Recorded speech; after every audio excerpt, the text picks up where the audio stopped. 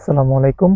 তো আজকে আরেকটা ক্লাস হচ্ছে ভেক্টর ফাইল ক্রিয়েট করার জন্য। তো প্রথমে আপনারা ইলাস্ট্রেটরে চলে আসবেন।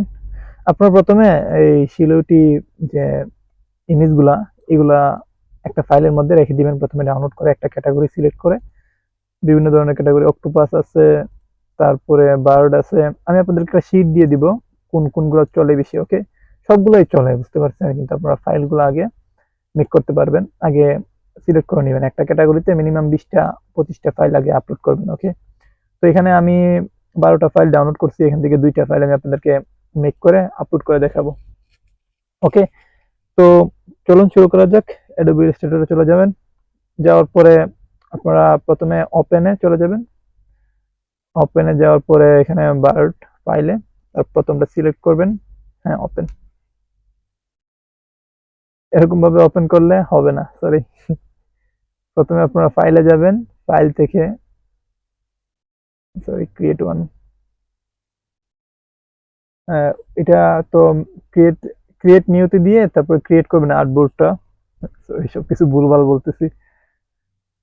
ওকে, আর্টবোর্ডটা আপনারা ক্রিয়েট করার পরে এখান থেকে ফাইলে যাবেন, ফাইল থেকে প্লেস। ওকে, প্লেসে যাবেন, যাওয়ার পরে এখান থেকে ফাইলটা সিলেক্ট করবেন যেখানে আপনাদের ফাইলটা আছে, ভেক্টর ফাইলটা। ওকে, তো এখান থেকে প্রথম ইমেজটা আমি সিলেক্ট করলাম।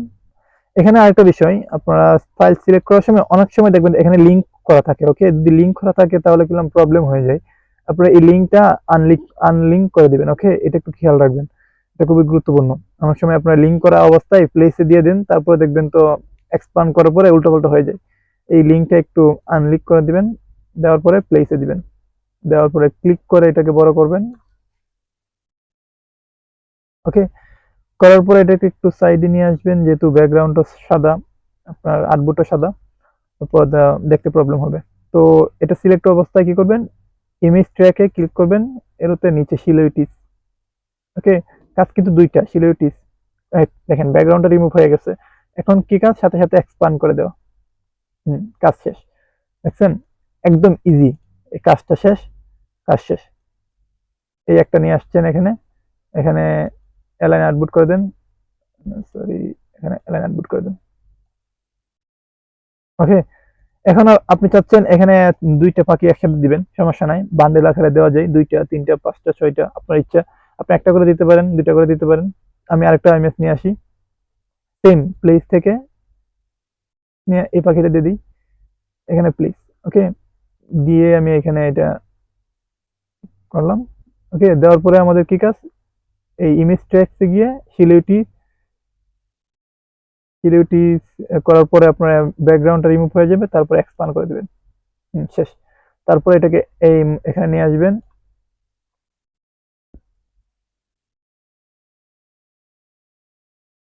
দেখেন তো, একদম ইজি। এর চাইতে ইজি তো আর কোনো কিছু প্রসেস আছে কিনা আমার মনে হয় না। এটাকে একটু মিডলে নিয়ে আসবেন।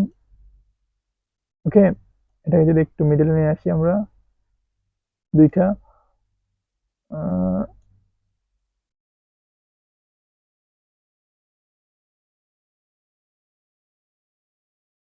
মিডলে চলে আসছে। এখন আমাদের কি কাজ, এখন আমাদের কাজ হচ্ছে এটাকে আপনারা ফাইলে যাবেন, ফাইলে যাওয়ার পরে সেভ এস। ওকে, সেভ এসে একটা নাম দিবেন বার্টের, যেমন কোথায় আমি এটাকে সেভ করব, এই এখানে সেভ করি, BIR বার্ট, অথবা আপনারা বড় নামও দিতে পারেন, ভেক্টর সিলিউটি ইমেজ এরকম একটা দিতে পারেন, বার্ড ভেক্টর সিলিউটি ইমেজ এরকম একটা নাম দিয়ে দিলেন। দেওয়ার পরে এখান থেকে কি, ইপিএস ইউজ আউটপুট। ওকে, একটু খেয়াল করে দেখবেন, 2-1 বার করার পরে আপনারা অভ্যস্ত হয়ে যাবেন। ওকে, দেওয়ার পরে সেভ, সেভ দেওয়ার পরে এখানে কি, 10 ইপিএস। ওকে, 10 ইপিএস, এখান থেকে 10 ইপিএস ছাড়া কিন্তু হবে না, 10 ইপিএস আর সব ঠিক আছে। এখানে ফরম্যাটটা তো 8 বিট কালার, এগুলো সিলেক্টই থাকবে। দেওয়ার পরে ওকে। ওকে, এটা হয়ে গেছে। তো তারপরে আমাদের আরেকটা জেপিজি ফরম্যাট নিতে হবে, ফাইল থেকে এক্সপোর্ট, এক্সপোর্ট এস তারপরে ইউজ আর্টবোর্ড, এখানে জেপিজি সিলেক্ট করে দিবেন। Okay, JPG, same name same location. Okay, export, 8 GB থাকবে, এখানে কোয়ালিটি 10 ম্যাক্সিমাম। এবং আর এখানে দেখেন এটাতে 5 রাখবেন। ওকে, 4 না 5 ক্যান্স, যেটা 5। আর এখানে পজিটিভস, প্রোগ্রেসিভ। ওকে, এখানে প্রোগ্রেসিভ। তারপরে এখানে 72 দিবেন, স্ক্রিন 72 রেজুলেশন। তারপরে ওকে, হয়ে গেছে। ওকে, তো আমাদের লোকেশনটা কোথায়? এখানে দেখেন, এখানে দুইটা ফাইলই হয়ে গেছে। এখানে ডাবল করে আপনাদের ইমেজগুলা, বাট এই একবার তো আপনারা এক্সপোর্ট করতে একবার হয়, ডাবল হয়ে যায় আর কি। এখান থেকে যে কোনো একটা ফাইল কেটে দিবেন, এখানে এটা ডিলিট করে দিবেন, ডাবল হয়ে গেছে। ওকে, তো এই দুইটা ফাইল কি করবেন আপনারা? যখন ফ্রিপিকে যাবেন, ফ্রিপিকে আপলোড করবেন, ফ্রিপিকে চলে যান। ফ্রিপিকে যাওয়ার পরে ফাইল আপলোড করার পরে এখানে ব্রাউজ, দিয়ে আমাদের এই যেখানে এই দুইটা ফাইল দেখছেন সেম নাম, এই দুইটা ফাইল একসাথে সিলেক্ট করবেন। একটা ভেক্টর আর একটা হচ্ছে একটা ইপিএস ফাইল, একটা হচ্ছে জেপিজি। দুইটা একসাথে সিলেক্ট করবেন, একসাথে সিলেক্ট করে ওপেন দিবেন। দুইটা একসাথে সিলেক্ট না করলে কিন্তু হবে না। ওকে, ফাইলগুলো নিবে না। দুইটা একসাথে সিলেক্ট করার পরে এখানে দেখবেন তো আপনার দুইটা একসাথে মার্জ হয়ে একটা হয়ে যাবে আপলোড করার পরে। রিলোড দেন, দেখেন এখানে প্রসেসিং হচ্ছে। অনেক সময় প্রসেসিং এ অনেক লেট হয়, নেটওয়ার্ক ভালো থাকলে ভালো এই তাড়াতাড়ি হয়ে যায়। দেখেন একটু তাড়াতাড়ি করবে, প্রসেসিং হওয়ার পরে দুটো একসাথে এক হয়ে যাবে। দেখেন একটু ওয়েট করি আমরা।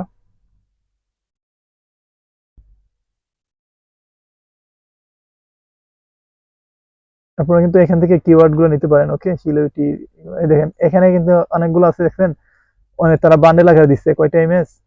3 6 7টা ইমেজ একসাথে বান্ডেল আকারে দিচ্ছে। এরকম বান্ডেল আকারে দিলে ডাউনলোড বেশি হয় আর কি। সিঙ্গেল আকারেও দিচ্ছে, দেখেন তো এইটা সিঙ্গেল আকারেও দিতে পারেন, বান্ডেল আকারেও দিতে পারেন। এটা আপনাদের উপর নির্ভর করবে আপনি কিভাবে দিবেন আর কি। যেহেতু বান্ডেল আকারে দিলে ক্লায়েন্টে আপনার একটা ডাউনলোডে 3টা 4টা 5টা এরকম ফাইল পেয়ে যায়। তো বান্ডেল আকারে দিলে একটু ডাউনলোড বেশি হয় আর কি। তো আমরা একটু ওয়েট করি, কতক্ষণ লাগবে।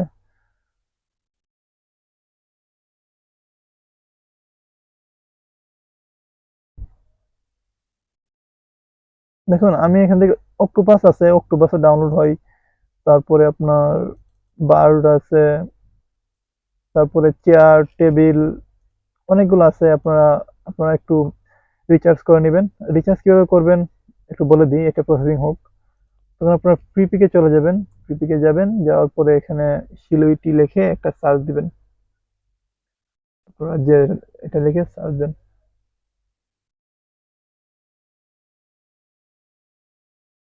প্রসেসিং হচ্ছে, নেটওয়ার্ক একটু দুর্বল আজকে। এই দেখেন এখানে ফাইল কটা আছে? 13,000। এই যে এইগুলো 13,000, অনেক কম না? অনেকগুলো আছে আপনার 1 লাখ, 1 মিলিয়ন, 1.5 মিলিয়ন।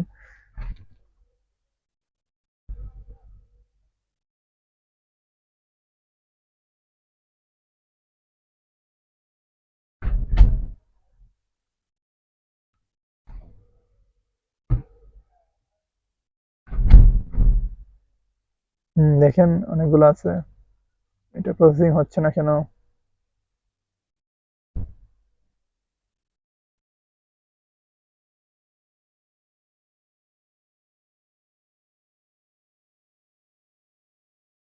হ্যাঁ, তাহলে দেখেন আমাদের ফাইলটা, দেখেন প্রসেসিং শেষ হয়ে গেছে, দুইটা মিলে একটা হয়ে গেছে।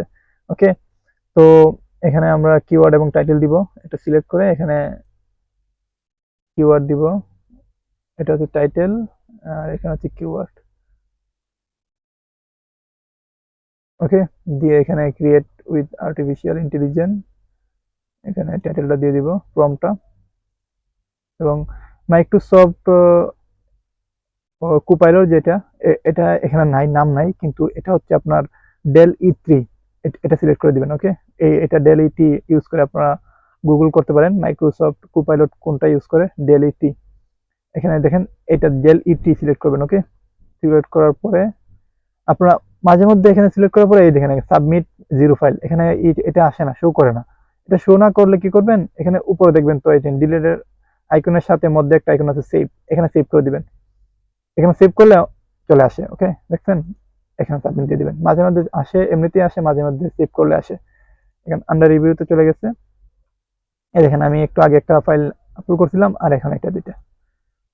ওকে, আর আমার বাকিগুলো তো আন্ডার রিভিউতে আছে, হয়তো কালকের মধ্যেই এগুলো আপনার অ্যাপ্রুভ করে নেবে।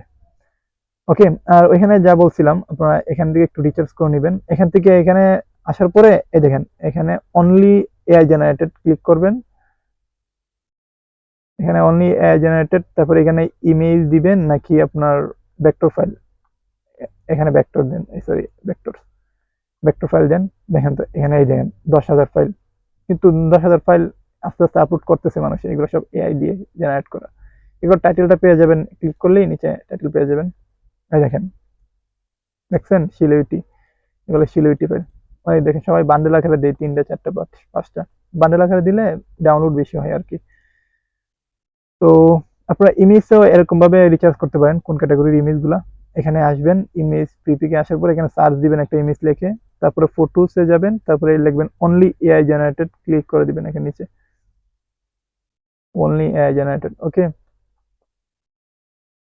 দেখেন আমি শুধু বার দেই, দেখেন সার্চ অনলি এআই জেনারেটেড বার কতগুলো আছে দেখেন, 2.8 মিলিয়ন। এগুলো সব এআই দিয়ে জেনারেট করা, দেখছেন।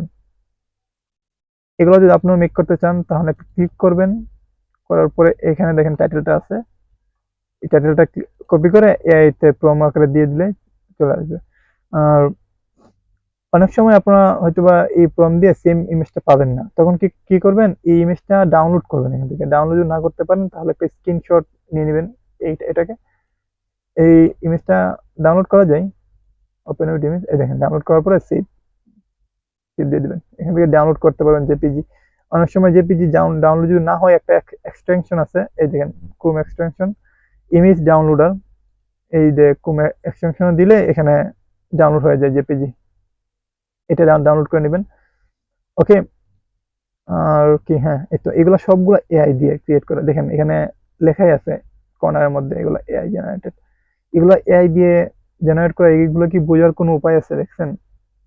এআই দিয়ে কতটুকু দূর এগিয়ে গেছে এটা মানে কল্পনার বাইরে। এগুলো তো বোঝাই যায় না যে এগুলো যে আসলে এআই জেনারেটেড। এগুলো কি বুঝতে পারবেন কোন সময়? আর এগুলা একজন মানুষে কি করতে পারবে? এগুলা হাই হাই কোয়ালিটি ডিএসএলআর দিয়ে অনেক সময় এরকম ছবি আপনার পাওয়া যায় না।